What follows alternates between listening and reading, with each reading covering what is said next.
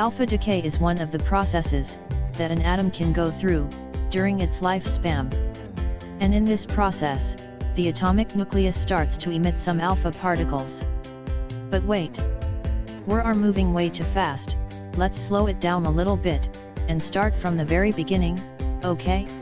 Atoms, that's where all the magic starts. But what is it? Well, it is the building blocks of the universe itself.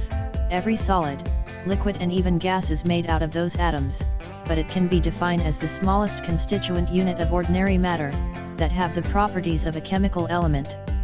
Now, this is the nucleus of the atom is, where all the mass of the atom is stored.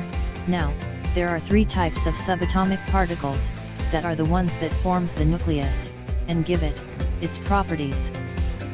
These three subatomic particles are protons, which are the ones in charge of providing the positive charge to the atom.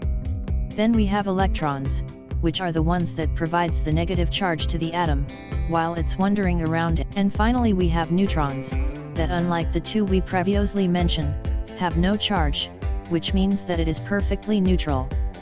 Now as we can see, protons and neutrons are the ones that are close together inside the core of the nucleus, which means is what is made out of. Now as we previously mentioned, alpha decay is when the nucleus of the atom is blasted with some alpha particles and thereby transforms or decays into a different atomic nucleus, with a mass number that is reduced by 4 and an atomic number that is reduced by 2. But what are those alpha particles? Well, alpha particles are particles that consist of 2 protons and 2 neutrons bound together into a particle identical to a helium-4 nucleus. They are generally produced in the process of alpha decay, but may also be produced in other ways.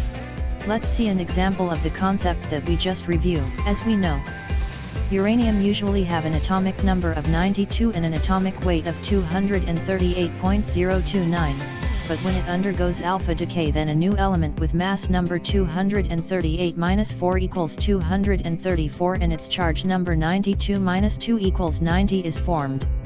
Now that you guys know about one of the things I discovered while I was alive, let me introduce myself. I was Ernest Rutherford, and I was known for being a New Zealand-born British physicist who came to be known as the father of nuclear physics.